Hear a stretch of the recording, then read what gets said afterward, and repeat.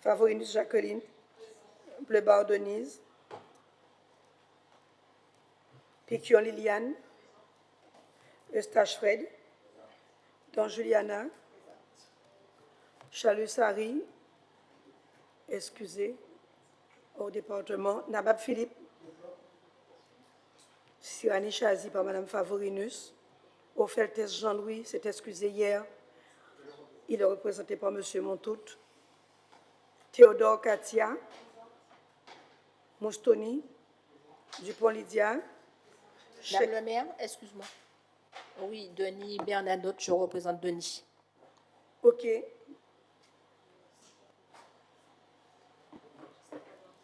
OK.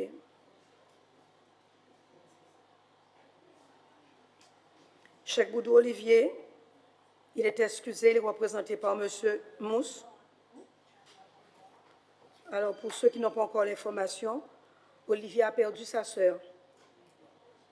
Sa sœur est décédée.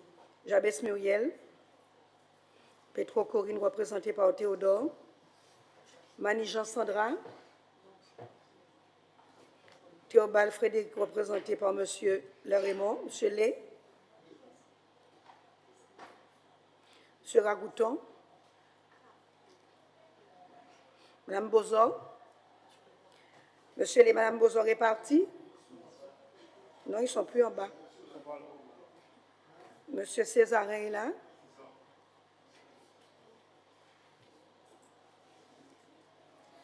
Vous pouvez leur demander de monter.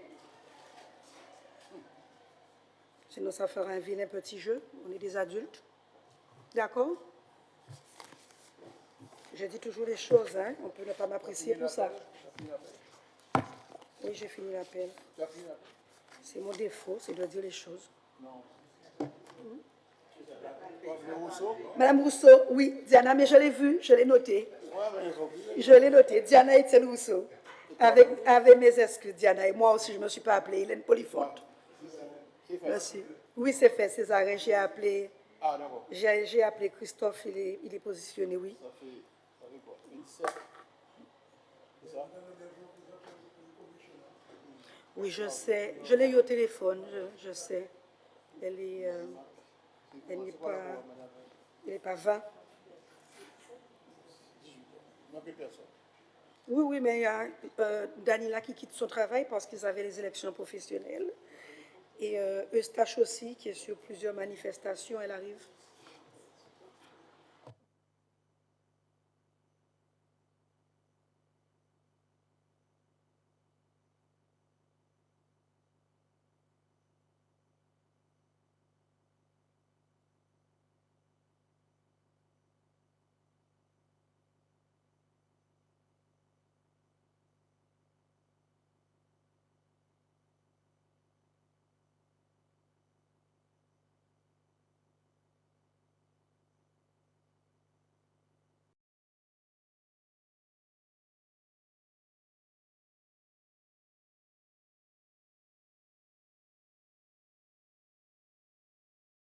Ça fait 3 semaines que je n'ai pas de tablette. Bien, service informatique, vous avez entendu? Pardon? Vous aussi? Votre tablette vous pose un problème de mise à jour, de fonctionnement? Bien, ça m'est arrivé, mais en fait, ce qu'il faut faire, j'ai découvert, c'est qu'on vous demande de faire une mise à jour du mot de passe. Et si on ne fait pas, on ne reprend pas le mot de passe, ça ne fonctionne pas. C'est ce que j'ai constaté. Ça m'a fait exactement la même chose hier en plénière au conseil départemental. Ça ne passait pas, ça ne fonctionne pas. Donc, prenez rendez-vous avec le service informatique tous les 4 à cet effet. Moi, c'est ma tablette que je n'ai pas du tout, ma tablette, et on doit la changer. Ah, très bien. Alors, j'attends une autre tablette. Mme Théodore, l'élu en charge, elle dit que c'est en cours. La commande est passée, c'est en cours.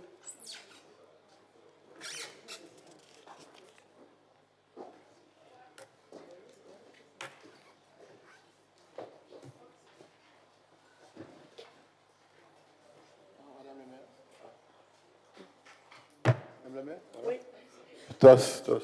Donc, pour les gens qui n'ont pas de tablette, si la commande est en cours, il faut sortir un exemplaire papier pour les gens, les envoyer, c'est tout. Ouais. On ne va pas attendre, on ne sait pas quand ça va arriver, on n'est pas là pour ça. Mieux est là.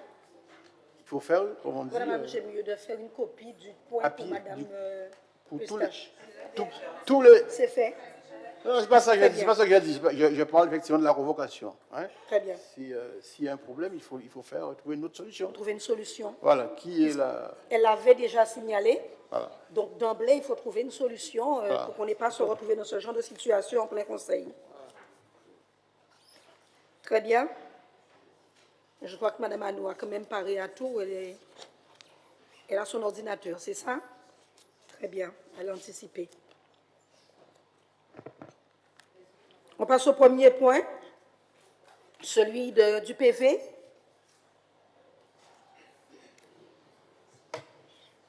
Sur le PV, vous n'avez pas de remarques, chers collègues?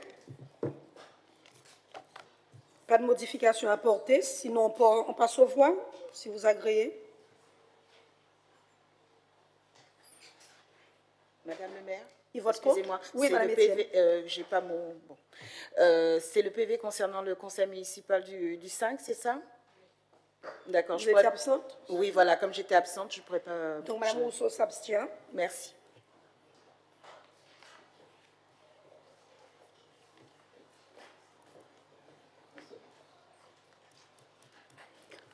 OK?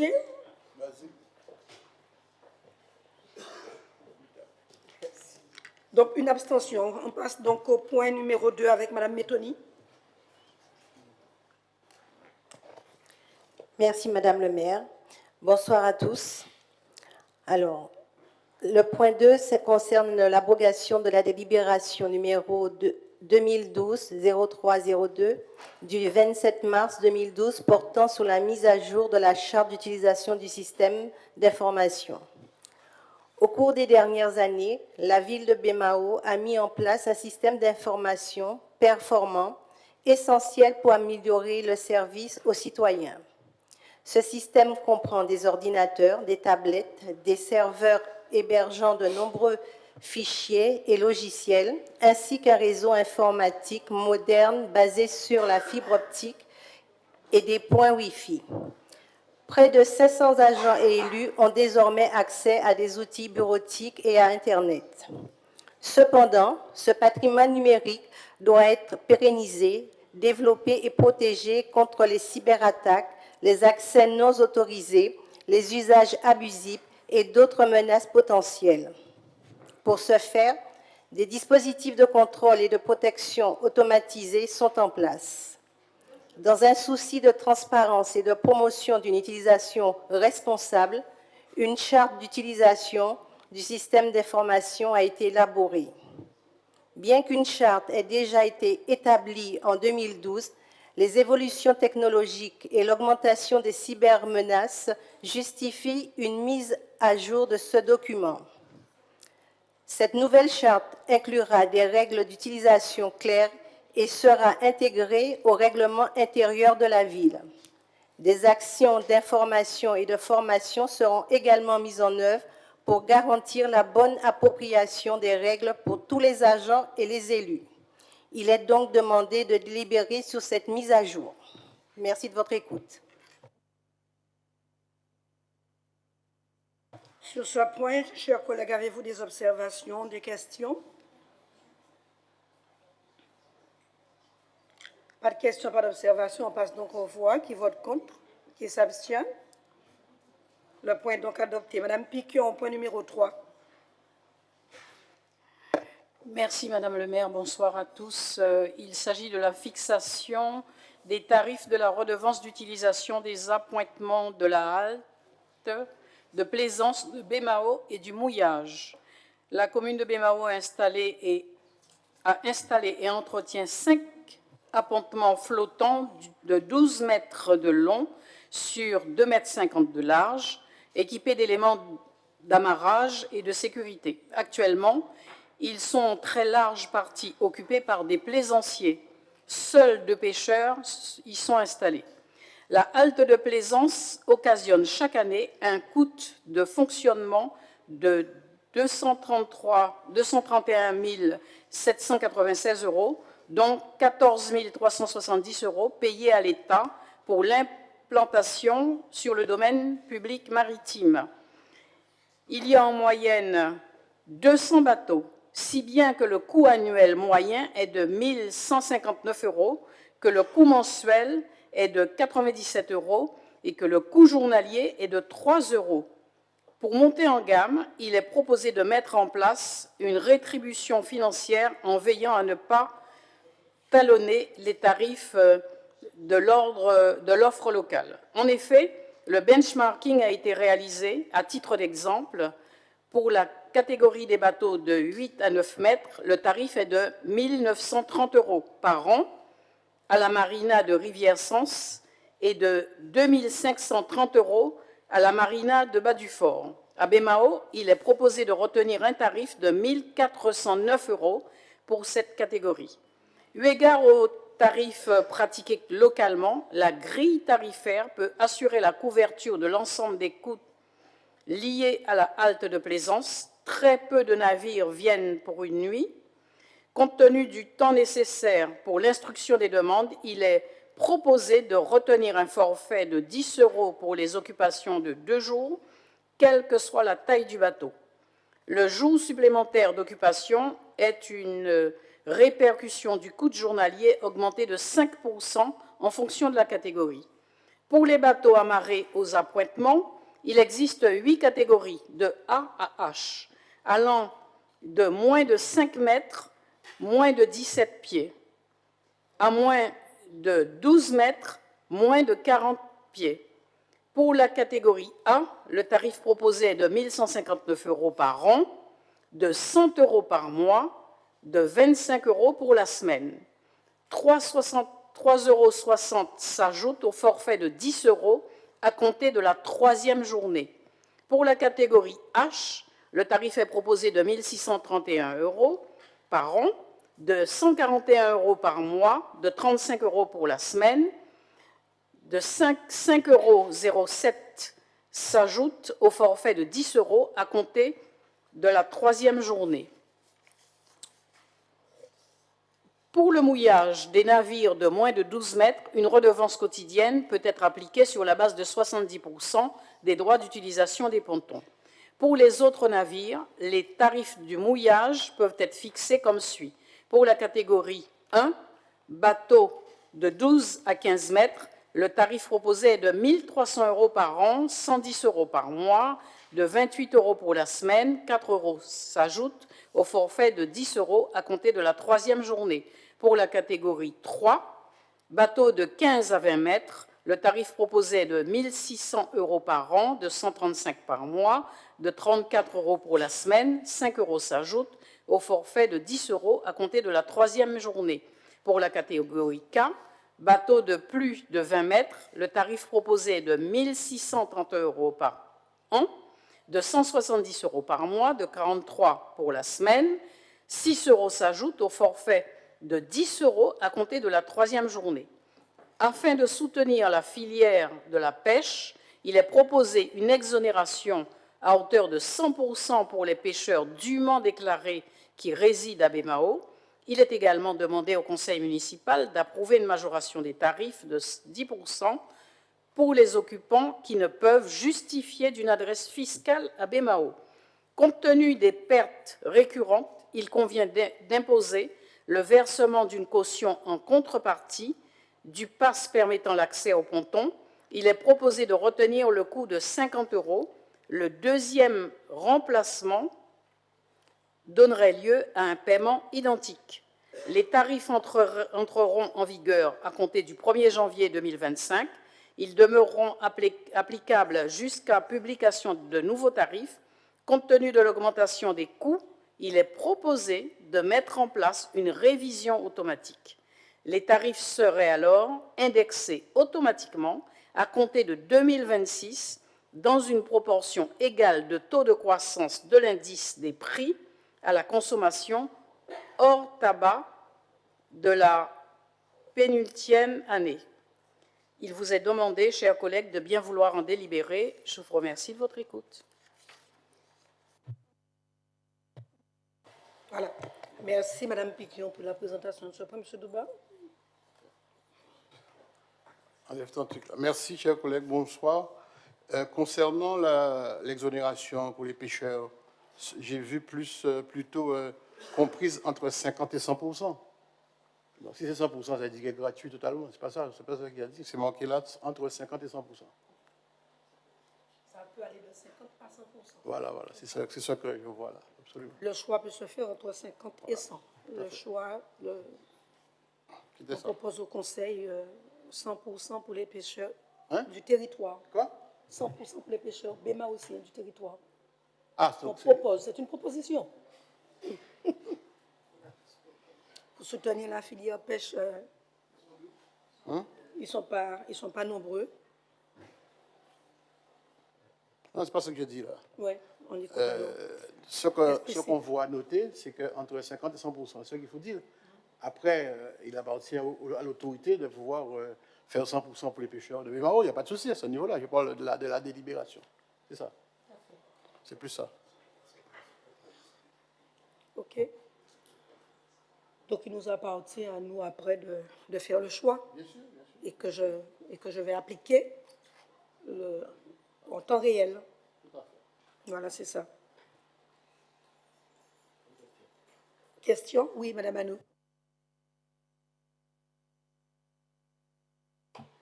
Oui, bonsoir, chers collègues, bonsoir, Madame le maire.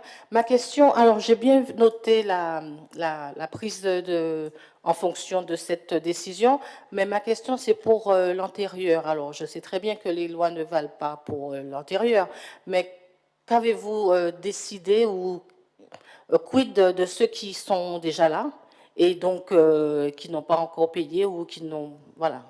Quelle sera la situation de ces personnes? Merci. Les personnes qui sont en antérieur se retrouvent des personnes sur place aujourd'hui, qui ont encore leur bateau, qui vont entrer dans la logique du paiement, si j'ai bien compris votre question. Et l'antériorité en matière de paiement, il n'y en a pas. C'est un choix qu'on aurait peut-être dû mettre en œuvre depuis bien longtemps, d'accord, et qu'aujourd'hui, nous le faisons. Donc, nous avons rencontré l'association qui occupe l'espace.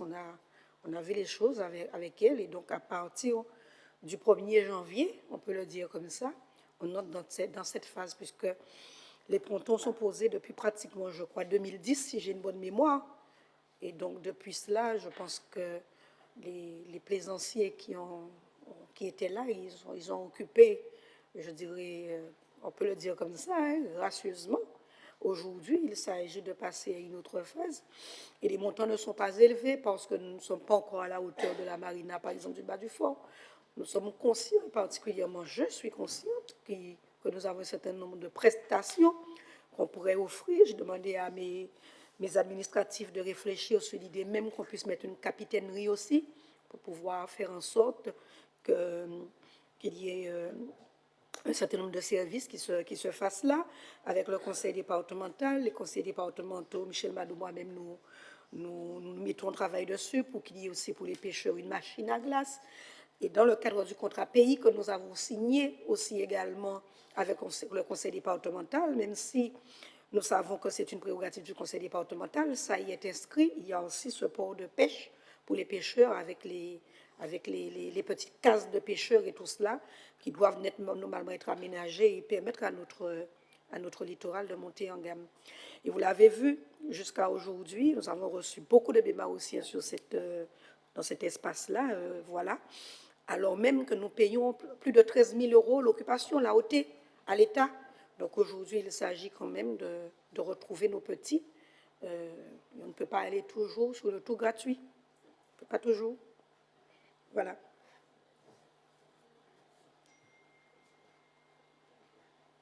D'autres questions, d'autres observations? S'il n'y en a pas, on va donc passer au vote. Qui vote contre? Qui s'abstient? Ce point est donc adopté.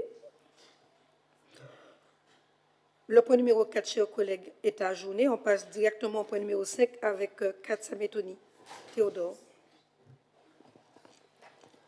Alors, le point numéro 5, c'est une autorisation à donner au maire à adhérer à la centrale d'achat numérique et des télécoms CANUT. Le rapport présent vise à soumettre à l'approbation du conseil municipal la proposition d'adhésion de la ville de Bémao à la centrale d'achat du numérique et des télécoms CANUT. Cette initiative s'inscrit dans une démarche de mutualisation des achats, un levier essentiel pour optimiser l'efficacité économique de la commande publique. Pourquoi adhérer à la CANUT? Alors, un avantage économique et opérationnel, l'adhésion à la CANUT permet à la ville de bénéficier d'une gestion simplifiée des achats, d'accords cadres adaptés aux besoins spécifiques des départements techniques, ainsi que des frais d'accès réduits. Deuxièmement, l'accompagnement. Les adhérents reçoivent un soutien dans l'exécution des marchés, incluant des conseils juridiques et un contact direct avec les titulaires des contrats, facilitant ainsi le bon déroulement des opérations. Également la flexibilité. La CANUC n'impose pas d'exclusivité sur l'utilisation de ces marchés, offrant la possibilité de résilier un contrat à tout moment si nécessaire. Et pour finir, le portail d'accès. Les membres ont accès à un portail en ligne pour gérer leur marché avec des outils pour suivre les souscriptions et obtenir des informations pertinentes. La CANUC est une association régie par la loi de 1901, agissant en tant que pouvoir adjudicateur conformément au Code de la commande publique. Son objectif est de faciliter les achats pour divers établissements publics et personnes morales à but non lucratif. L'adhésion à la CANUT est gratuite et représente une opportunité stratégique pour la ville de Bémao de moderniser et d'optimiser ses procédures d'achat. Il est donc proposé de délibérer sur cette adhésion afin de tirer parti des avantages offerts par cette centrale d'achat. Merci de votre écoute. Merci, Madame Métoni. Merci, Madame Théodore. Avez-vous des questions, chers collègues, ou auriez-vous plutôt des questions sur ce point qui nous permet aussi, là aussi, hein, tout comme les procédures que nous avons entamées, des maths, tout ce qu'on veut, c'est une nouvelle manière aussi pour nous d'entrer dans la modernité de nos procédures et de pouvoir les simplifier particulièrement au niveau des achats. Tout ce qui est achat, marché, etc. Pas de questions. Madame Rousseau? Oui, j'ai une question par rapport à justement cette solution donc, de gestion. Est-ce que d'ici un an, on aura la possibilité d'avoir une présentation de bilan pour voir justement ce que ce partenariat nous a apporté de positif et de négatif, pour justement peut-être poursuivre avec eux, puisque j'ai cru comprendre qu'à tout moment, on pouvait donc résilier le contrat. Donc, ce serait bien de savoir justement le jour où peut-être on voudra résilier, qu'on sache pourquoi. C'est sans problème. Tout à fait. Parfaitement d'accord. Pas d'autres questions? On passe donc aux voix. Qui vote contre, qui s'abstient? C'est donc adopté. On passe tout de suite au point 6 avec Madame Chalus-Basile. Merci, Madame la maire. Bonsoir à tous. Oui. Donc, le rapport numéro 6, l'autorisation à donner au maire pour signer les accords cadres de l'encadrement de la pause méridienne dans les établissements scolaires de Bémao. Afin d'optimiser l'organisation et l'animation du temps du midi au sein des écoles du premier degré de la ville, depuis tantôt, la collectivité a décidé de contractualiser cette prestation de service qui se déroule du lundi au vendredi, hormis le mercredi et les petites vacances, de 11h30 à 14h. La précédente procédure est arrivée à son terme. Par conséquent, un nouveau marché intitulé « Encadrement de la pause méridienne » a fait l'objet d'une procédure adaptée en application des articles L2123-1 et R2123-1 du Code de la commande publique.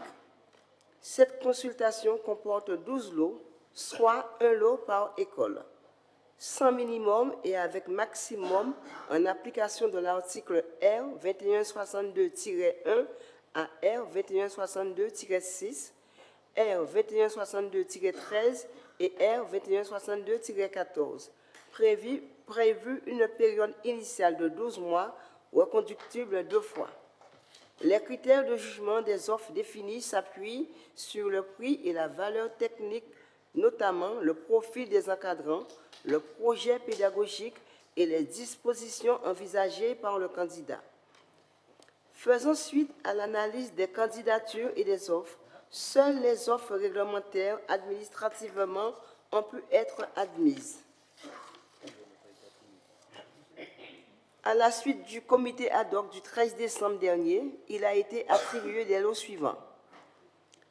Donc, pour l'encadrement de la pause méridienne à l'école maternelle Félix Sénéval, Anime Event Kids pour un montant de 87 000 €. L'école maternelle Rosita Kamer, Anime Event Kids, 83 000 €. Mérosier Narbal, Anime Event Kids, 92 000 €. Lucette Célani, Anime Event Kids, 76 000 €. Pierre Mathieu, Les Clés de la Réussite, 102 000 €. L'école primaire de Bois-Jologne, Les Clés de la Réussite pour 92 000 €.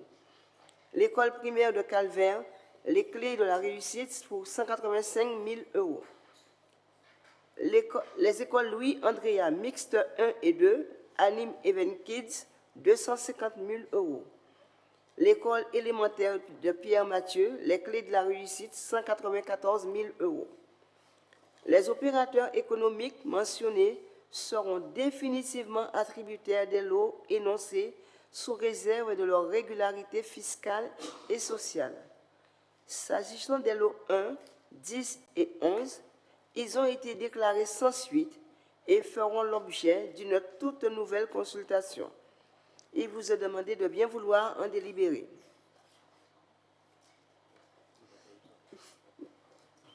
Merci à toi.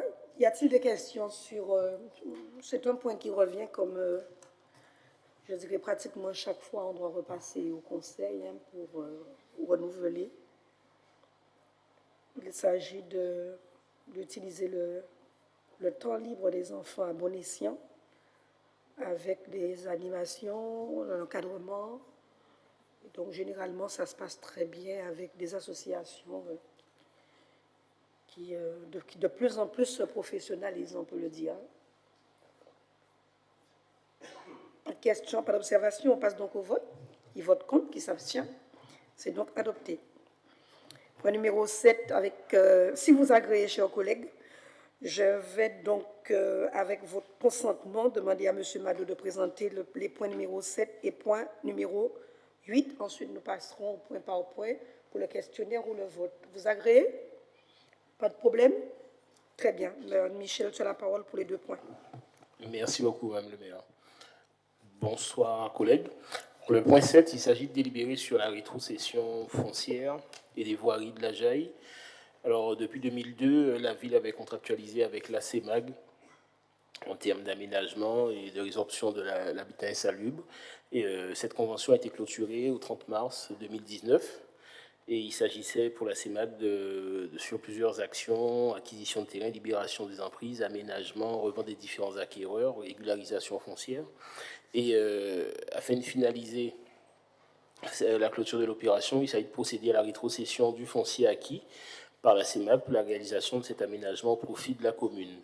Alors, la CEMAG demande, conformément aux dispositions de l'article 15, public d'aménagement, qu'il soit procédé au transfert de propriété des parcelles situées à l'intérieur du périmètre de l'opération identifiée sur le plan de projet. L'acquisition foncière de cette opération correspond au coût de 1 579 735,85 €, cette somme étant déjà réglée par la ville au titre de sa participation à la résorption de l'habitat insalubre.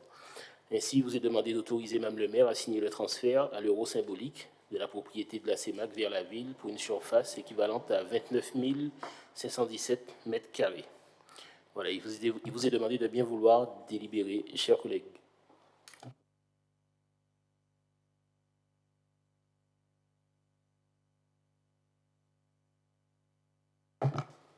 Alors, le bourg. Alors là, Il s'agit cette fois de 2 quartiers, terrain Chalder et terrain Césarin, toujours dans le cadre de la hiérarchie.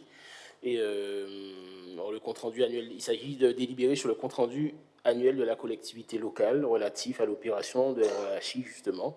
Et l'année 2023, pour le quartier de Chalder, a consisté à l'avancement sur la mission de découpage foncier, la poursuite de commercialisation des l'ONU, régularisation foncière, l'avancement du nouveau programme de logement mixte, LLS, PSLA, du quartier, le renouvellement de la mission d'accompagnement social des familles du quartier ayant prouvé son rôle de catalyseur dans la démarche de régularisation foncière pour la partie sud et cession de cette charge foncière à la réception des travaux d'enfouissement du CIMEG.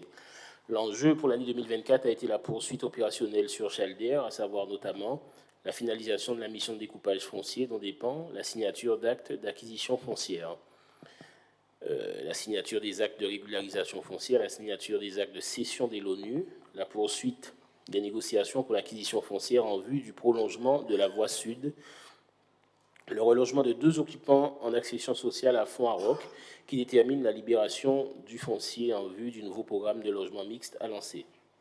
Et aussi, enfin, le lancement d'études complémentaires préalables aux travaux de prolongement de la voie sud et la recherche de financement complémentaire. Ainsi, le montant global de l'opération, pour cette opération, est de 14 360 117 € hors taxe. La participation globale de la ville est arrêtée à 6 909 960 € hors taxe. Il convient aujourd'hui d'approuver le compte-rendu d'activité qui vous a été communiqué. On vous remercie de bien vouloir en délibérer, chers collègues. Merci, chers collègues. On va donc passer au point par point. Question? J'ai une question là sur la 6, c'est ça? 7 ou 6? Hein? 7, là j'arrive. À la CEMAG. Les 29 mm carrés, là, c'est quoi exactement? C'est toute la partie actuellement occupée par la région, c'est ça? Non? C'est quoi? Ce qui est libre là? C'est du côté du pont, là? Non?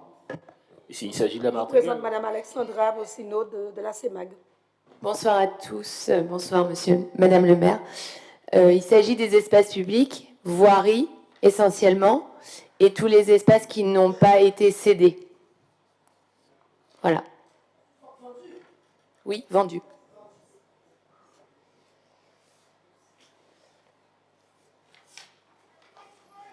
Donc, c'est ce qui va tomber dans le patrimoine de la ville, en fait. Oui. Ce sont ces parties-là. Voilà.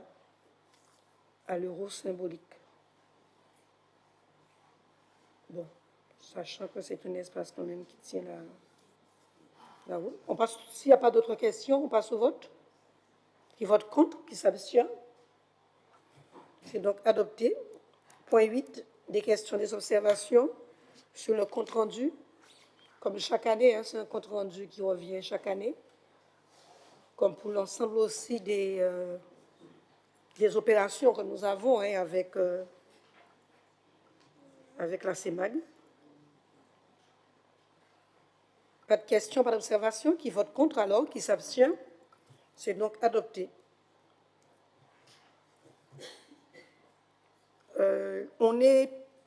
C'est bon, on reste avec la CEMAG toujours. Point numéro 9, 10, 11, chers collègues, si vous agréez, seront présentés par M. Daubin. Ça vous va?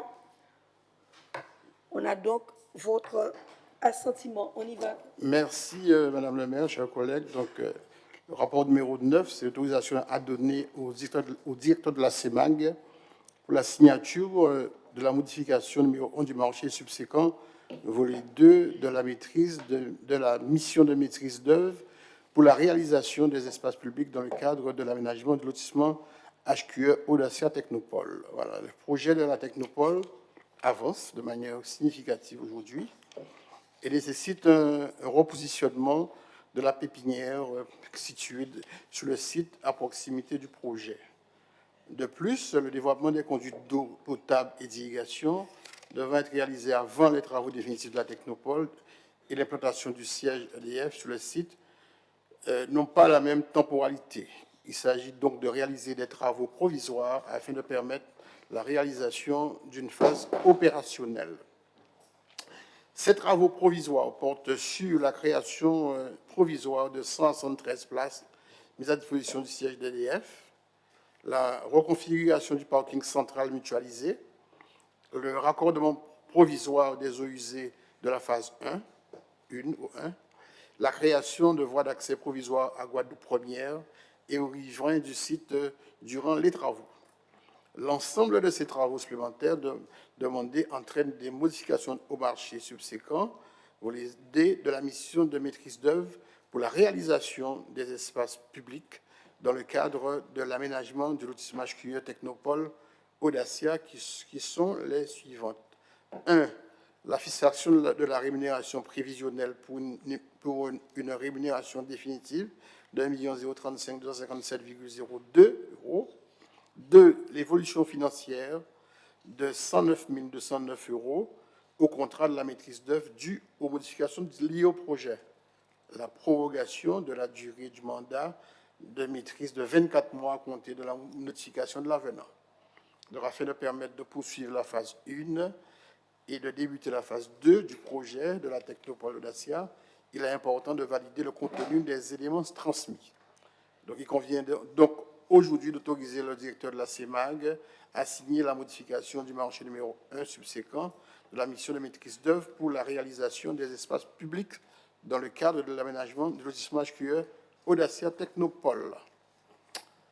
Le point numéro 10, il s'agit de l'autorisation à donner au directeur de la CEMAG pour la signature de la modification numéro 1 du marché de travaux relative à l'aménagement du lotissement encore HQE Audacia, phase 1, lot 1, terrassement. Donc la ville a confié également par voie de mandat à la CEMAG la réalisation du lotissement HQE Technopole, le terrain de Mont-Bernard, d'une superficie de 23 hectares. Ainsi, afin de vraiment débuter les travaux de la phase 1, l'eau terrassement, la CEMAG a lancé une procédure de mise en concurrence pour réaliser les travaux de VRD, voies et divers, de la voie d'accès à la Technopole, marché qui est attribué à l'entreprise BMJ le 16 février 2024 pour un montant de 108 976 € hors taxes. Aujourd'hui, les travaux ont débuté et avancent de manière significative. En phase de réalisation, les travaux supplémentaires sont apparus sur la tranche ferme. Il s'agit de la mise en œuvre de protection opaque au droit de la voie d'accès menant au site de Guadeloupe première et de la création de travaux pour la création d'un accès provisoire de la pépinière P2002 depuis le bâtiment orange en venant de la Jaille pendant la durée des travaux. Donc, ce qui entraîne un surcoût de montant de 27 900 € par rapport au marché initial et fait évoluer ce dernier en faisant passer de 108 976 € à 136 876 €. Ces travaux étant primordiaux pour la suite et la fin de cette phase, il nous paraît important que ce surcoût soit validé. Il convient aujourd'hui d'autoriser le directeur de la CEMAG à signer la modification numéro 1 du marché de travaux relatifs à l'aménagement du lotissement HQE Audacia Technopole, phase 1, lot 1, terrassement. Le rapport numéro 11, c'est effectivement, donc, il s'agit du compte-rendu, l'approbation du compte-rendu annuel à la collectivité locale relatif à l'opération réalisation et commercialisation du lotissement à haute qualité environnementale de Mont-Bernard pour 2023. C'est-à-dire qu'il faut que ça soit réalisé en 2024 pour l'année antérieure. 2024. Alors, je vous présente également le compte-rendu financier qui porte sur le lotissement HQE Bernard. Il s'agit de retracer l'avancée financière et physique de l'opération d'aménagement en 2023. Donc, ainsi, l'année 2023 est marquée par la poursuite des études d'aménagement, l'obtention du label HQE, aménagement durable délivré par CRTVA, l'obtention et l'autorisation environnementale, la préparation du permis de construire, du permis d'aménager plutôt, la poursuite des rencontres et des différents porteurs de projets en vue de la commercialisation. En termes financiers, cette opération a connu une évolution par rapport à l'année 2022. Cela est dû à l'actualisation des prix qui voit la partie travaux augmenter ainsi que les études, soit une augmentation de 934 787 euros, passant ainsi de 24 246 400 euros à 25 180 787 euros TTC. Donc la perspective de 2024 pour l'année 2024, c'était l'obtention du permis d'aménager, ce qui a été fait. Le début des travaux VRD de la phase 1, c'est aussi. L'avancement de la commercialisation également. Le relogement des derniers occupants sur le site et la phase opérationnelle de développement des réseaux. Il convient aujourd'hui d'approuver le compte-rendu financier qui a été communiqué, bien entendu, pour l'année 2023. Merci de m'avoir écouté. Merci à M. Deban. Merci, chers collègues. On revient au point numéro 9. Sur ce point, y a-t-il des questions, des observations? Point 9. Mme Rousseau. Alors, malheureusement, je n'ai pas eu accès aux informations par rapport à la tablette parce que je ne savais pas qu'il y avait conseil.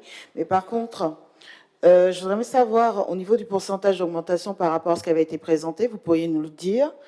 J'ai entendu beaucoup de temporaires, c'est ça, à chaque fois pour les travaux. Pour moi, le projet dont on parle depuis des années aurait dû être quand même, malgré les surcoûts et autres, présenté avec autant de surprises temporaires. Pour moi, il y a un souci au niveau du temporaire, parce qu'on a affaire à des professionnels qui auraient dû quand même nous présenter quelque chose qui n'impose pas des augmentations, pas excessives, mais quand même des augmentations importantes par rapport à ce qui était proposé. Et la façon dont vous le présentez, qu'on entend ce que vous dites, ne nous permet pas de prendre des décisions correctes.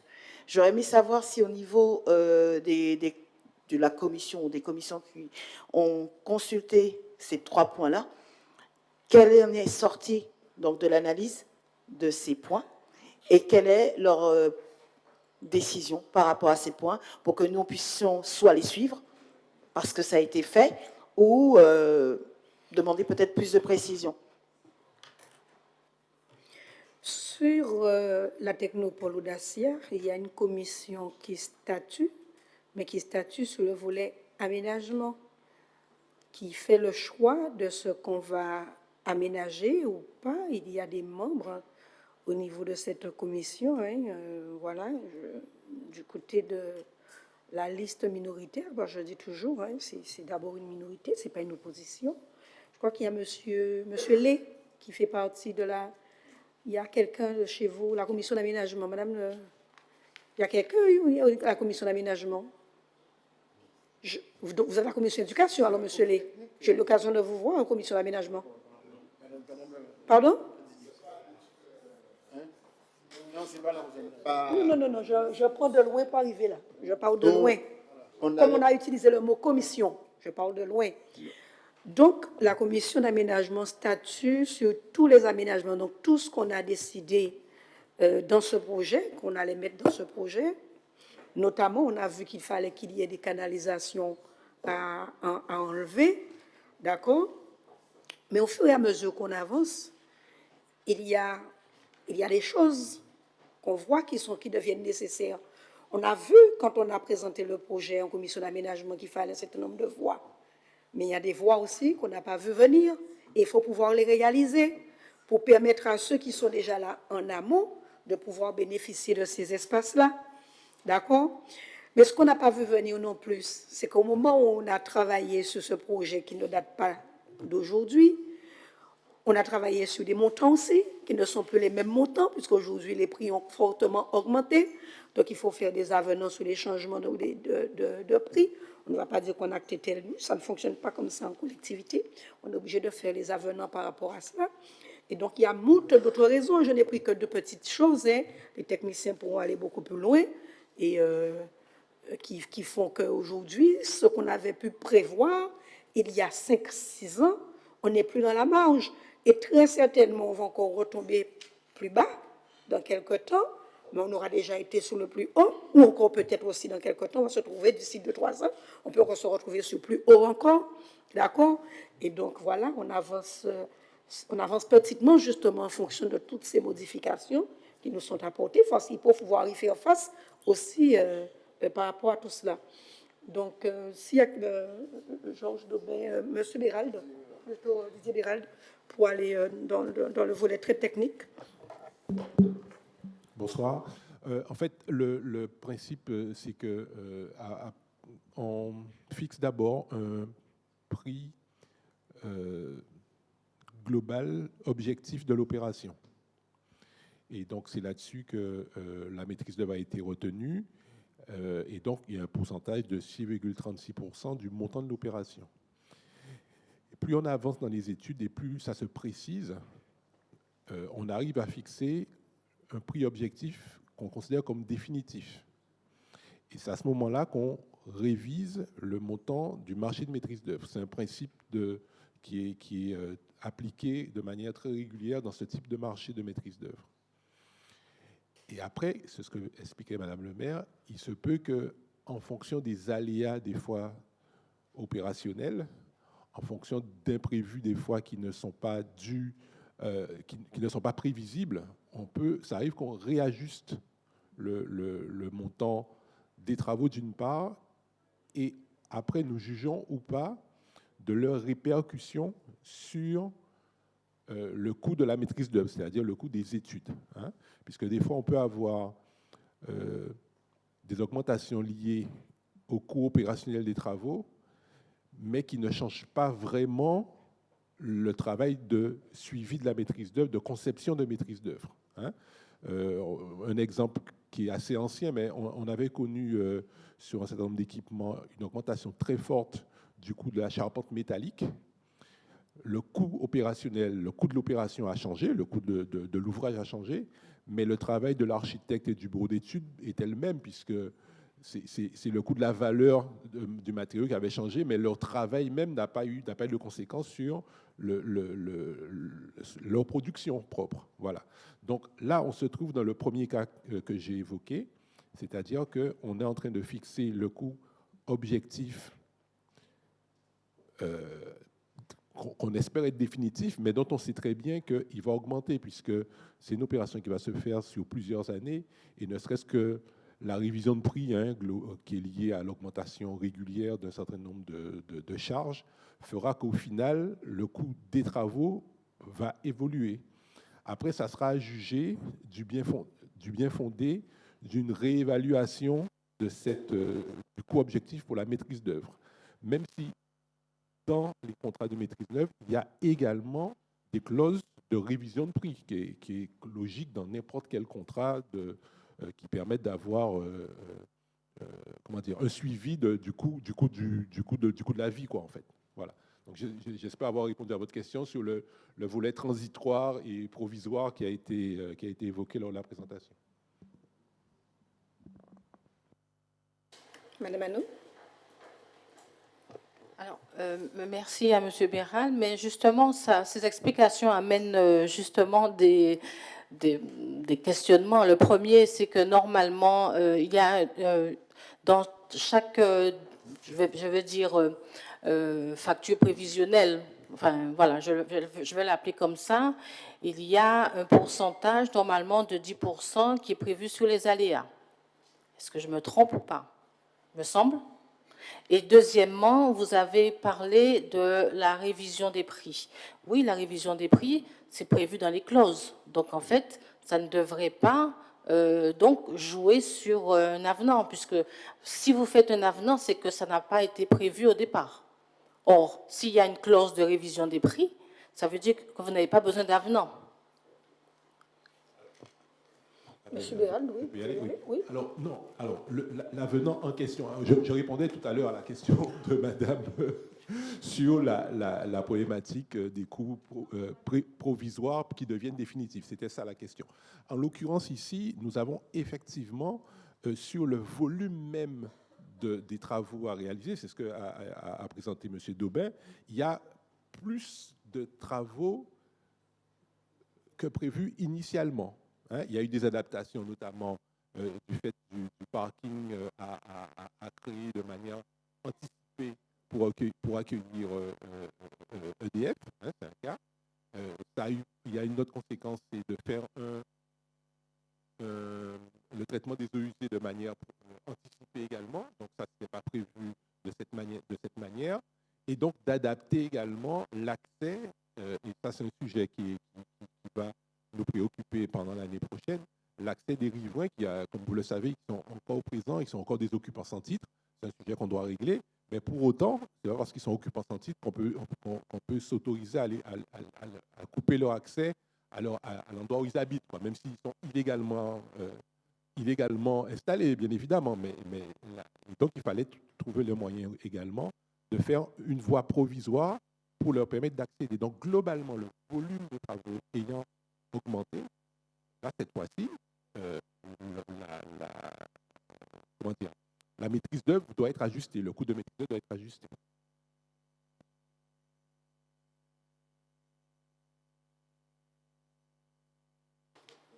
Oui, alors justement, quand j'entends parler de riverains, il y a justement un souci pour les voies de dégagement concernant ce qui est prévu sur Audacia, puisque les riverains du lotissement SICAF, justement, se demandent est-ce qu'ils ne seront pas pris en sandwich parce que il n'y a pas, en tout cas sur ce qu'on leur a présenté, il n'y a pas de voie de dégagement qui pourrait leur éviter que le lotissement SICAF SICALM ne soit pris un peu en tenaille avec tout ce qui est prévu sur Audacia.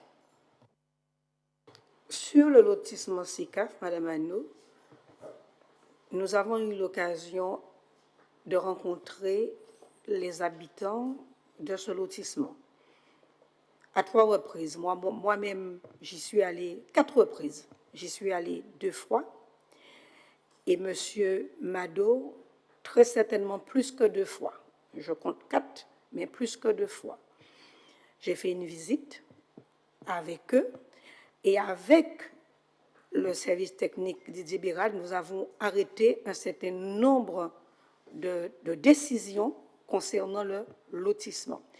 Des décisions que nous leur avons dit que nous allons mettre en œuvre dès la fin, puisque là on est sur la fin, je ne parle pas du bâtiment d'EDF sur le Mont Bernard de l'autre côté, mais le bâtiment qui se fait juste à côté du service technique. D'accord ? Je vais laisser la parole à M. Didier Bérard, s'il le faut, pour aller sur la partie technique, mais nous avons rencontré ces personnes. Sur ce lotissement aussi, je rappelle qu'il y a un règlement, je vous ai lu, il y a un règlement, puisqu'on y vient, et ce règlement et l'article sur lequel on part, il faudrait surtout rajouter derrière qu'au bout de 10 ans, c'est un article qui ne fait plus foi, puisque c'est le plus qui s'adapte sur l'ensemble du territoire de la Guadeloupe. C'est pareil, ce n'est pas qu'à Bémao que ça se fait sur l'ensemble du territoire de la Guadeloupe. C'est le plus qui prend place et qui prend position. Et à partir du moment où on a un certain nombre de demandes, demain vous venez faire une demande en lieu et place là où vous êtes actuellement en face, de l'autre côté, vous décidez que là vous voulez mettre un espace où à l'intérieur vous voulez faire une entreprise, à l'intérieur peu importe, la collectivité qui est ici, quand bien même nous voyons ce que ça peut poser, on peut toujours rencontrer l'autre personne, c'est-à-dire vous rencontrer, mais votre autorisation, vous l'avez, à charge. À ceux qui autour ne seront pas, je dirais, en concordance avec votre choix d'ester en justice. Mais c'est le plus qui s'applique et on doit respecter le plus. De notre côté, quand on fait en sorte pour satisfaire les habitants, on se retrouve, nous, avec des demandes en justice. Nous en avons un actuellement. Parce qu'on veut essayer de trouver le juste milieu pour les deux, mais en même temps, il y a la loi et il y a l'esprit de la loi. Donc l'esprit de la loi, pour certains, disent « je suis là, on ne peut rien faire d'autre », mais non, la loi reste la loi. Et celle qui s'applique, c'est le plus. Et je rappelle que ce plus date de 2012. Ce n'est pas un plus que nous avons inventé, ni la semaine dernière, ni l'an dernier, de manière à pouvoir modifier le comportement de nos administrés. Ce plus est applicable depuis 2012. Il est en pleine modification, nous y travaillons, et donc nous tenons compte des désidérata, des ressentis de nos administrés, de manière à pouvoir le modifier au mieux que nous pouvons, parce que BMAO, c'est, il ne faut pas que je me trompe, 46 kilomètres carrés. BMAO n'est pas extensible, et tout le monde veut être à BMAO. Bon, tout le monde veut être à BMAO, mais il y a des conditions qui s'appliquent pour que chacun puisse pouvoir. Et au bout de 10 ans, il faut le savoir que quand on est dans ce type de lotissement, il y a des... Ça change. Et c'est le plus qui prend la place. Monsieur Birald, vous souhaitez... Sur le sujet de la circulation, en effet, le maire l'a dit, on a la prise en compte de leurs demandes, puisque ceux qui craignent, on comprend la légitimité de cette demande, hein, c'est effectivement d'éviter que la voie centrale du lotissement SICAF ne serve, comme on dit, de voie de délestage par rapport à la route, la RN, la voie principale, notamment pour les gens qui pourraient sortir de Moudong Nord, transiter par Mont-Bernard et ressortir ensuite par la voie centrale de SICAF. Hein. C'est la crainte qui a été exprimée lorsqu'on les a rencontrés. Et la décision qui sera prise, en tout cas en toute vraisemblance, hein, elle doit être mise en œuvre, ça sera de fermer la voie, c'est-à-dire que les riverains de SICAF, avant que... Parce qu'ils ont été les premiers à cet endroit, hein, donc avant qu'il y ait eu d'abord France Télécom, hein, ça s'appelait à l'époque, la ville a racheté le foncier de France Télécom, avant qu'il y ait tout ce monde-là, la voie était une impasse en fait. Donc l'idée c'est de revenir en impasse. Par contre, aussi bien nos propres services qui sont là, la société Émergence qui est dans l'angle, qui est un organisme de formation, et les autres, France Télécom qui s'est installé après tout cela, notre propre centre de formation, on ressortirait par le biais de la Technopole pour rejoindre l'échangeur de Destrénan. Hein, c'est la décision qui a été prise en commission d'aménagement pour éviter qu'il y ait un trafic qui passe sur la voie principale, la voie qui sépare en deux les deux zones de SICAF Est et SICAF Ouest, si on peut dire. Okay.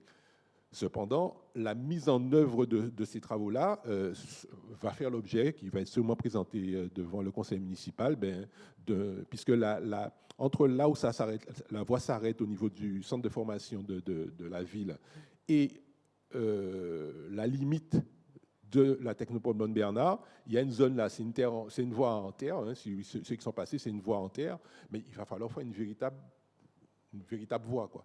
Donc on reviendra probablement devant le conseil municipal pour d'abord la présentation en commission d'aménagement d'abord du projet qui devrait être validé d'abord, et ensuite de maîtrise d'œuvre, de marché de travaux pour réaliser cette voie. Donc c'est ce qui est prévu pour éviter que les gens qui habitent le SICAF ne voient un trafic qui n'est pas censé passer par chez eux,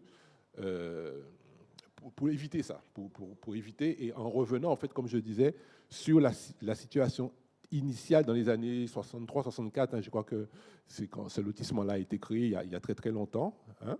Je n'ai pas regardé les archives, mais il me semble que ça fait très très longtemps. Donc elle était en impasse à l'époque, la voie. Donc on reviendrait à cette situation antérieure. En deux mots, ceux qui sont par là, si demain, dans un avenir, ils veulent se rendre au Mont-Bernard, sur le site de la Technopole. Ils vont devoir aller faire le tour du côté du pont de la Gaba ou avant, repartir en direction de Destreland, remonter en direction de Convenance et de Jabrun, et ensuite rentrer sur la droite pour se rendre à la Technopole. Parce que l'accès sera bloqué, et donc ce sera une impasse. Madame le maire? Madame le maire? Oui, alors je tenais à reprendre la parole, tout simplement pas pour poser une question, mais justement confirmer par rapport à mes questions, c'est que j'avais besoin d'informations aussi de la population, et c'est important parfois de revenir un peu sur les explications pour éviter des conflits ou avoir des éclaircissements sur une situation, et vraiment voir qu'il y a des prises en compte réelles qui ont été prises, des décisions qui ont été prises en compte par vous et l'équipe, évidemment, pour trouver des solutions meilleures à ce qui avait été pensé au départ et qui ne prenaient pas en compte certaines choses importantes, éléments d'information. Merci beaucoup. Mais ça, nous avons eu l'occasion de leur dire lorsque nous les avons rencontrés. Ils sont informés des décisions. Hein? Très bien. Question d'autre observation, on passe au vote. Qui vote contre, qui s'abstient. Le point numéro 9 est donc adopté. Point numéro 10. Ah, il y a 3 abstentions. Eh bien, les mains sont arrivées après. Ensuite, le point numéro 10, y a-t-il des questions, des observations? Pas de questions, pas d'observations. Qui vote contre, qui s'abstient? 3 abstentions. Point numéro 11, des questions, des observations. Pas de questions, pas d'observations. On met aux voix. Qui vote contre, qui s'abstient? 3 abstentions. Merci.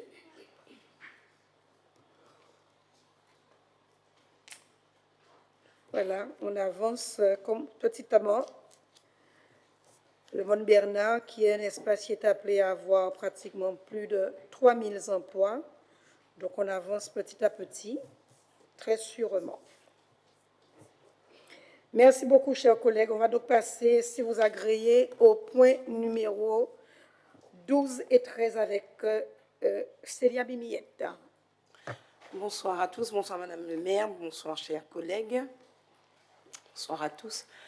Alors, l'autorisation, il s'agit de l'autorisation à donner au maire pour le dispositif régional Plan Cantine 2023-2027. Le Plan Cantine 2023-2027 est un dispositif d'expérimentation régionale qui s'adresse à l'ensemble des communes de la Guadeloupe. Initié par les services de l'État, plus précisément la préfecture de la Guadeloupe, avec la collaboration de la Caisse d'allocation familiale de la Guadeloupe, il a pour objectif de mieux organiser l'offre périscolaire des écoles élémentaires au cours de la pause méridienne. De manière plus explicite, les objectifs opérationnels poursuivis sont les suivants. Structurer l'offre périscolaire qui intègre la restauration scolaire et les activités périscolaires, optimiser la fréquentation des restaurants scolaires, améliorer l'accueil et la qualité de la restauration scolaire, améliorer la qualité bâtimentaire. Au préalable, un baromètre d'évaluation comportant 4 piliers éducatifs, socio-culturels, alimentaires et bâtimentaires a été élaboré et a servi de base d'évaluation. C'est l'école élémentaire de la Jaille qui a été désignée pour prendre part à ce dispositif. L'établissement scolaire a été évalué le lundi 23 septembre 2024 par un prestataire désigné par les services de l'État tout au long de la pause méridienne. Comme indiqué à partir de ce baromètre, un bilan a été transmis à la direction de l'éducation. Il en ressort les résultats suivants. Pilier éducatif à consolider, pilier alimentaire, objectif atteint, pilier socio-culturel, objectif atteint, pilier bâtimentaire à consolider. Plusieurs pistes d'action ont été évoquées et figurent dans le bilan d'évaluation. Les actions retenues seront accompagnées financièrement par les services de l'État. Il est demandé au Conseil municipal de bien vouloir en délibérer. Le prochain point. Alors, il s'agit de l'autorisation à donner au maire concernant la fusion des écoles élémentaires Louis-Andréa Mixte 1 et Louis-Andréa Mixte 2 pour la rentrée de septembre 2025. Il est à rappeler que la ville compte 2 écoles élémentaires, Louis-Andréa Mixte 1 et avec un effectif de 153 élèves pour 8 classes et Louis-Andrea mixte 2 avec un effectif de 207 élèves pour 12 classes. Ces deux groupes scolaires ont connu une baisse significative de ces effectifs depuis 4 ans. Pour la rentrée 2024, l'école élémentaire Louis-Andrea mixte 1 a connu 4 fermetures et l'élémentaire Louis-Andrea 2 a, elle, connu une fermeture. Dans un souci d'efficience et de cohésion, il est proposé la fusion des écoles élémentaires Louis-Andrea mixte 1 et Louis-Andrea mixte 2 qui sera effective à la rentrée 2025, septembre 2025. Au regard des éléments contextuels de ces écoles élémentaires du bourg de Bemao, il est à noter les éléments suivants qui justifient donc ce projet de fusion. La vétusté des locaux actuels, les risques sismiques auxquels les bâtiments actuels sont exposés, la nécessité de moderniser les infrastructures scolaires de la ville et enfin assurer la sécurité des élèves et du personnel. L'objectif de cette fusion est d'offrir un environnement d'apprentissage adapté aux besoins pédagogiques actuels. Cette fusion de ces deux écoles élémentaires permettra un rééquilibrage des effectifs, permettra également une répartition plus équilibrée des élèves et des enseignants, la mutualisation des moyens, la coordination de projets pédagogiques des écoles et des équipes enseignantes, une harmonisation de fonctionnement avec une seule direction et enfin une meilleure lisibilité pour les familles. Cette décision sera prise dans le respect de la réglementation par une consultation du rectorat, de l'inspectrice de circonscription, des directeurs, des enseignants, des parents d'élèves et d'autres parties prenantes. Il est demandé au conseil municipal de bien vouloir en délibérer. Voilà, Madame le maire, j'en ai terminé pour ces 2 points. Merci à toi. On revient donc, oui. Oui. C'est moi. Cécilia. Ben, ça ne n'empêche pas de faire la suite tout à l'heure, non? Non, ça ne n'empêche pas. Elle a présenté son point. Elle notera qu'elle a présenté le point, mais en présentant le point, ça ne n'empêche pas de prendre des questions après. Oui, très bien. Oui, c'est une belle question. Y a-t-il des questions, des observations? Pas de questions, pas d'observations? Personne qui peut, donc, qui vote contre, qui s'abstient? Le point est donc adopté. Point numéro 13. Des questions, des observations? Pas de questions, pas d'observations? Qui vote contre? Qui s'abstient? Merci à vous, chers collègues. On passe au point numéro 15, sachant que je vous avais informé de l'ajournement du point 14. On donne la parole à Madame Eustache. Merci, Madame le maire. Bonsoir à tous, chers collègues. Donc, le point numéro 15 concerne le service civique. Donc, le maire informe le conseil municipal que dans la politique envers les jeunes du territoire, la collectivité a permis à près de 400 jeunes bémaotiens de bénéficier du dispositif citoyen service civique, et ce depuis 14 années. Ce dispositif vise à faciliter l'insertion sociale et professionnelle et s'inscrit comme l'une des mesures phares des États généraux de la jeunesse depuis 2009. Donc, il date de 2009. Pour la mise en œuvre, ce dispositif à caractère citoyen, la ville est accompagnée par l'État par le biais de la DRAGES, Délégation régionale académique à la jeunesse, à l'engagement et au sport, et par la région Guadeloupe à travers une convention cadre. Signée chaque année depuis 2016 entre l'État et la région Guadeloupe, cette dernière vise à intensifier le déploiement du service civique dans l'ensemble des communes de l'archipel. Ainsi, dans le droit fil de sa politique jeunesse, notre collectivité avait sollicité cette année 20 jeunes. Après le passage en commission État-région, 17 volontaires ont été acceptés au titre de cette convention. Désireux de permettre à un plus grand nombre de jeunes de s'engager dans un projet qui leur tient à cœur, favorisant ainsi leur insertion professionnelle et valorisant leur engagement citoyen, Nous souhaitons augmenter notre effectif de volontaires à 19, soit 2 jeunes, hors convention région Guadeloupe.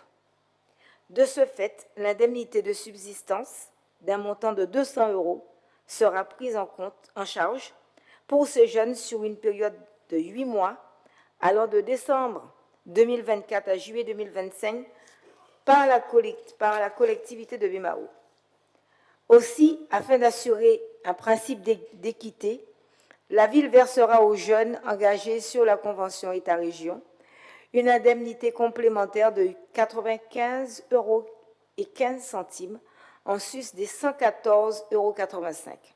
Cette action d'harmonisation permet ainsi à l'ensemble des jeunes de percevoir une indemnité mensuelle identique de 200 €.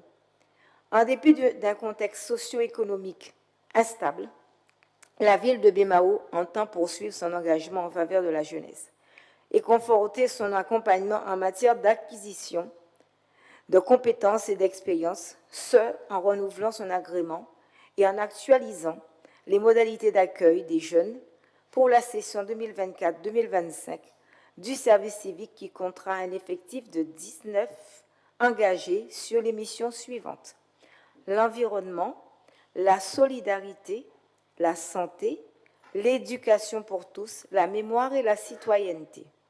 Cette année, 19 jeunes seront engagés et exerceront leur mission selon les modalités suivantes: durée 8 mois, quota horaire 25 heures hebdomadaires réparties selon les besoins des services, nombre de jours de congé 2 jours par mois, soit un total de 16 jours.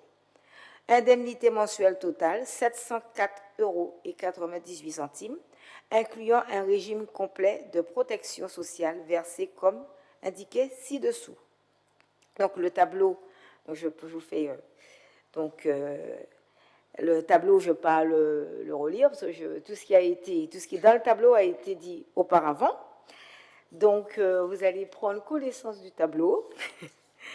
Il convient donc de soumettre à l'avis du conseil municipal l'actualisation des modalités d'accueil et de gestion des jeunes engagés sur le dispositif service civique session 2024-2025 au titre de notre agrément, ainsi que ceux recrutés au titre de la convention État-région. Chers collègues, il vous est demandé de bien vouloir en délibérer. Je vous remercie de votre écoute. Il y a juste une petite coquille sur la dernière page. Il est porté session 2023-2024 et non 24-25 qu'il faudrait corriger.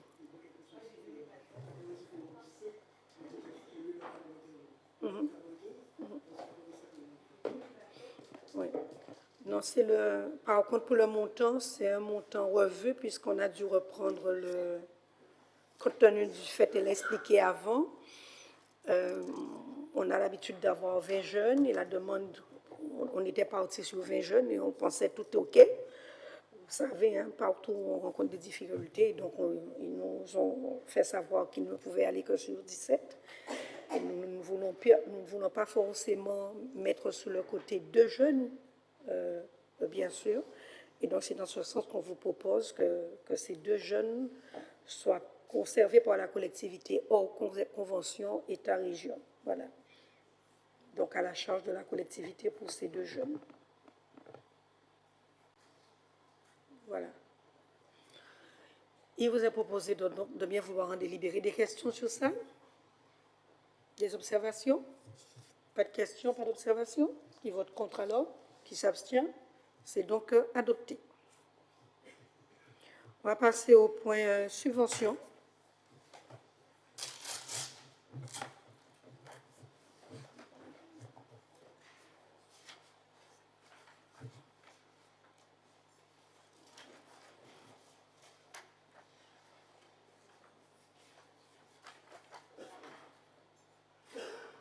Voilà. Ça. Alors, on a le point numéro 16 d'abord.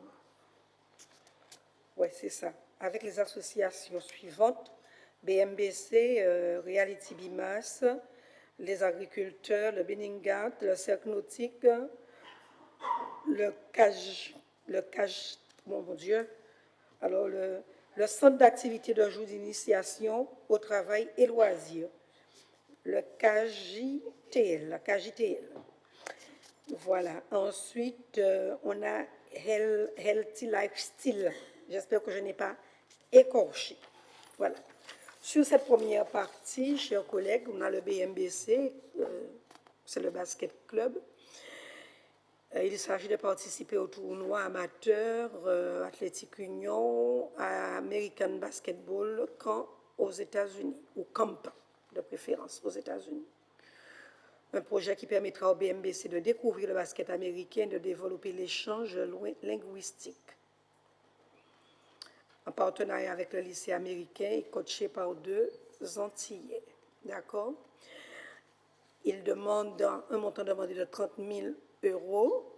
D'accord? Je vous propose, bien entendu, à votre bon vote, la somme de 20 000 €.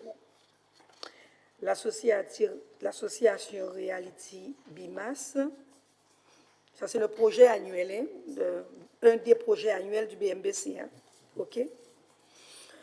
L'association Reality BIMAS, c'est dans le cadre du carnaval, vous l'avez compris, il s'agit de promouvoir le carnaval et des activités culturelles. Il y a un montant qui est demandé, 9 000 €. Je vous propose donc la somme de 1 480 €, sachant que nous les accompagnons aussi également sur l'enveloppe de Cap Excellence. L'Association des agriculteurs de Bémao, il s'agit de poursuivre la promotion de la filière agricole, des activités rurales en Guadeloupe, des actions de protection et donc de valorisation de leur environnement et des foires. C'est une première demande. Il demande 1 500 € à la collectivité, donc je vous propose c'est 1 500 €. Sachant là aussi qu'ils sont accompagnés avec Cap Excellence, particulièrement sur la dernière foire, Joie Tradition. Le Bioningam qui travaille dans le domaine de l'insertion des jeunes par l'activité économique. Ils ont un chantier d'insertion qu'on appelle la Fabrique à Morin. D'accord? L'idée, c'est d'accompagner le public éloigné de l'emploi sur un budget, pas un budget total, hein, sur une partie de 7 000 € du budget demandé à la collectivité. Il est proposé donc au conseil municipal la somme de 5 000 €. Le cercle nautique, il s'agit d'accompagner la réalisation du projet sportif de manière à faire rayonner le club hors du département, ainsi que leur participation aux différentes compétitions. Je vous propose la somme de 5 000 €. Le KJTL, la réalisation d'une exposition itinérante, portrait de vie, qui vise à valoriser les personnes en situation de handicap. Une première demande, il nous demande 1 000 €. Je pense que ça c'est au niveau local, des territoires. Plusieurs communes de Guadeloupe sont concernées. Et donc, plusieurs communes de Guadeloupe pourront apprendre cette délibération d'une valeur de 1 000 €. Donc, je vous propose de mettre bien entendu, à votre vote 1 000 €. Healthy Life ou Healthy, je ne sais pas comment ça se prononce. Hein? Ah oui, je veux toujours que j'ai un prof de langue. Comment ça se dit? Healthy? Healthy Life Style. C'est ça? Style. Alors, Healthy Lifestyle. BIMA en forme. Il s'agit de sensibiliser la population à l'importance de son bien-être. Ça fait longtemps que j'ai quitté les cours de langue depuis le lycée. Inciter les habitants à s'engager. Il faut nous mettre ça. Hein? Vous avez entendu les élèves, il faut nous faire un anglais ici dans la formation. Démarche d'activité physique régulière pour donner à tous la possibilité de vivre un mode de vie healthy, c'est-à-dire consommer au naturel, sans produits chimiques. Vous avez entendu? Voilà, je vous propose donc de mettre aux voix un montant de 1 500 €. Donc, je reviens avec vous pour le vote. Le BMBC, 20 000 €. Ça vous va, chers collègues? C'est bon? Qui vote contre, qui s'abstient, c'est donc adopté. L'association Reality Bimas 1480, ça vous va? Oui, j'écoute. Moi, ah bon? Ah ben, il y a une sur mon papier. C'est 3 000 €, hein? Ah oui, il y a. Mais en rouge, c'est porté 1 400. Je n'ai pas compris d'ailleurs. Je me suis dit peut-être que comme il y a Cap Excellence. Alors, c'est 3 000 €. Oui, mais comme je dis, est-ce que ça vous va? C'est ça, il faut dire, hein? Il faut dire. Si je ne peux pas aller plus loin, je vais vous expliquer pourquoi. Mais on est là pour qu'on puisse pouvoir apporter des points d'amélioration. Donc, pour 3 000 €, qui votent contre, qui s'abstiennent, c'est donc adopté. Les agriculteurs qui nous ont demandé 1 500 €, on agrée la demande de 1 500 €. Qui votent contre, qui s'abstient, adopté. Là, on n'a rien à dire puisque c'est ce qu'ils demandent. Le Building Guard, sur 5 000 € pour accompagner le chantier d'insertion, ça vous va? Qui vote contre, qui s'abstient, adopté. Le cercle nautique de Bémao, c'est de la natation, 5 000 €. Ça vous agrée? 5 000 €, pardon. C'est bon? Qui vote contre? Qui s'abstient? C'est donc adopté. Le cas JTL, une première demande de 1 000 €. Qui vote contre? Qui s'abstient? On agrée leur demande, qui correspond à 1 000 €. Ensuite, Healthy Lifestyle, 1 500 €.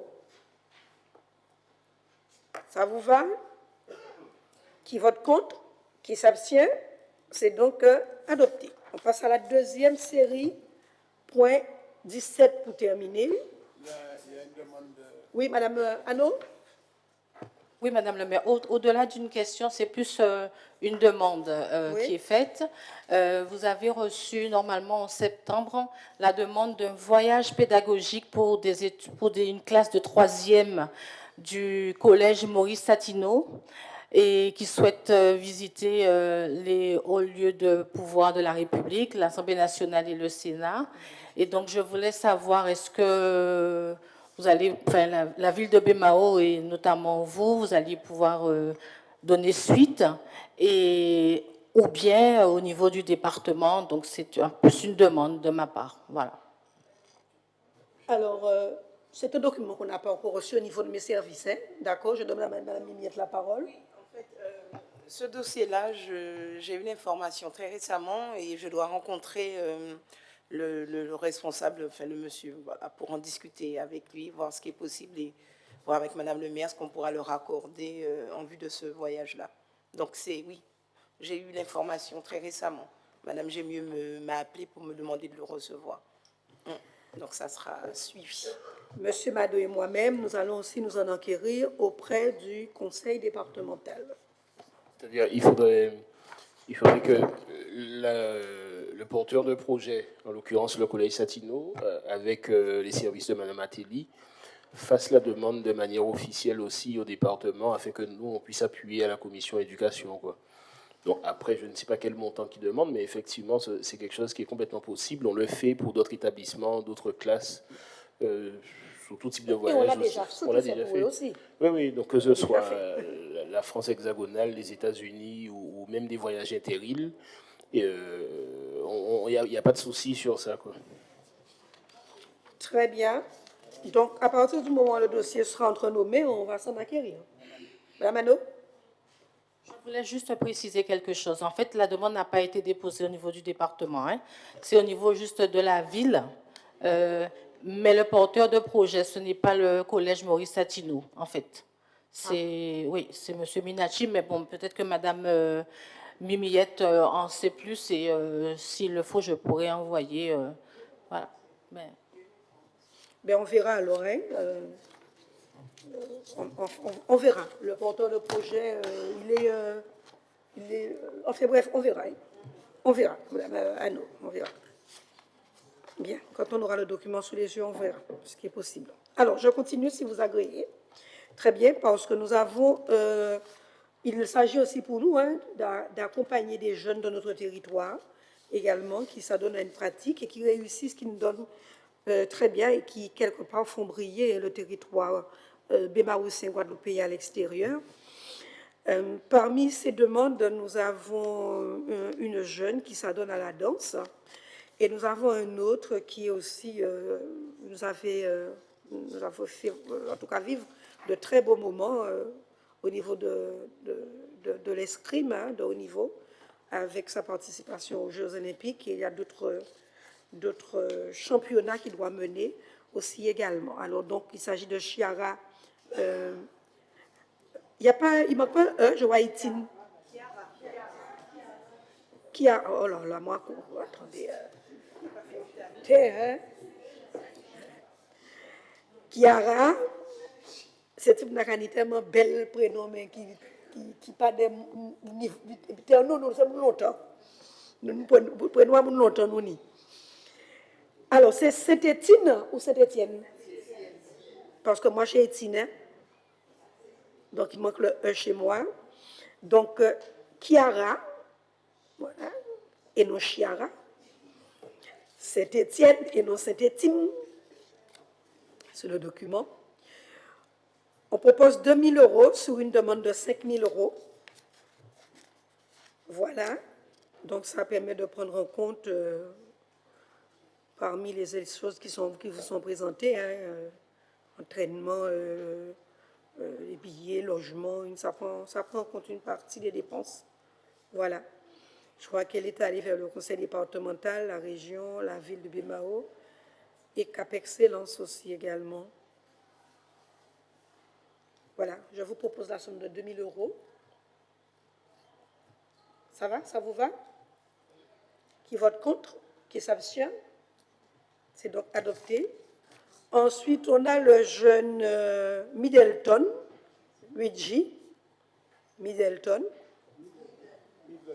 Et là, c'est Middleton. Là, c'était que c'est ça, n'est-ce pas, et mon collègue Michel Mado? Je signale que les deux sont deux anciens de Gourdeliane. Voilà, d'où la ça là, fierté c'est aussi. Middleton. Enfin, nous, on dit Middleton, comme c'est le Mouna. C'est Middleton. Ça, c'est nous qui modifions. Mais moi, en cas changé là, on te dit autrement, il te dit, non, madame, c'est Middleton. C'est un de nos anciens, effectivement. On vous propose, sur un budget très élevé, hein, 41 000 €. Donc, c'est la raison pour laquelle le montant est différent. C'est le double, hein, voire 3 fois. On vous propose la somme de 3 500 € pour l'accompagner. De ceux qui votent contre? Oui, Madame Étienne. Savoir par rapport, vous avez parlé du fait que ce jeune a participé au JO, c'est bien ça? Il nous a dignement représentés. C'est la première fois que je le demande ça, hein. 4 ans. Il était le jour où il y a une manifestation sur le bord de mer, il était présent. Oui, j'aurais aimé savoir s'il n'y avait pas possibilité d'augmenter le montant. Je ne le connais pas du tout, mais je pense que parfois, et c'est très rare, vous le savez, que je demande ça, j'aurais aimé que peut-être que le Conseil augmente, je ne sais pas de combien, mais augmente ce montant-là pour récompenser également la représentation qu'il a faite pour Bémao au JO. Voilà. Dans le document qui a été présenté et qui part au contrôle, la somme qui a été demandée, c'est 3 500 €. Et donc, il a un plan de financement, hein? La région 7 000, la ville de Bémao 3 500, la fédération, etc., le club, les sponsors, 20 000. Ça, par contre, ça peut être augmenté. Si vous le sponsorisez, Madame Étienne, ça peut aller plus loin. Ça, par contre, oui.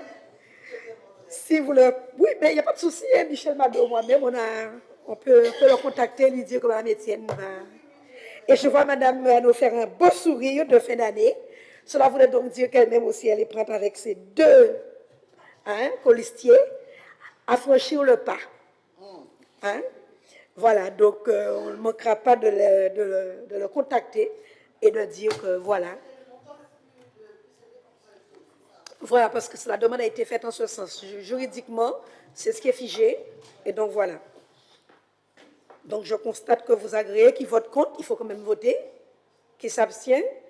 Ce point est donc adopté. Mais je reviens dessus. Hein. Je dis à tous ceux qui souhaitent apporter leur contribution en termes de dons, voilà, Un petit message quand même de solidarité pour ceux aussi et celles. Et on reviendra vers vous. On mettra, comme on a l'habitude de le faire au niveau de l'atelier, on travaille beaucoup avec des associations. Je vais les contacter, notamment le CORECA, pour voir comment la ville de Baie-Mahault peut apporter sa contribution aux jeunes, aux enfants de Mayotte, surtout sur le volet scolaire, pour leur permettre d'avoir tout ce qu'il leur faut en termes de matériel et tout pour aller, pour continuer leur scolarité. Ça, c'est extrêmement important. En dehors des vivres, hein, je pense qu'il y a des projets aériens qui s'offrent un petit peu de partout, mais il ne faut surtout pas oublier cette solidarité envers nos enfants. Et je sais qu'il y a beaucoup de formateurs parmi nous, beaucoup qui sont dans le monde de l'enseignement parmi nous. Et donc, ne pas oublier ces enfants-là qui ont besoin de poursuivre et d'avancer, d'aller encore plus loin. Des difficultés de la vie qui les accablent, c'est déjà suffisant. Et donc, on va revenir vers vous très rapidement pour une petite action à l'atelier avec la population, tous ceux qui le souhaiteraient. Voilà. Il ne me reste plus qu'à vous souhaiter de belles fêtes de fin d'année, puisque nous sommes sur la dernière ligne droite. On se reverra donc au mois de janvier avec une nouvelle année qui commence, mais qui ne commencera pas très certainement sans son lot de difficultés, parce que les années passent, les chiffres changent, mais les problèmes restent quelquefois quasiment les mêmes. Donc, bonne fête à vous, à vos familles respectives, et beaucoup de bonheur dans vos familles au 31 décembre. Merci. La séance est levée.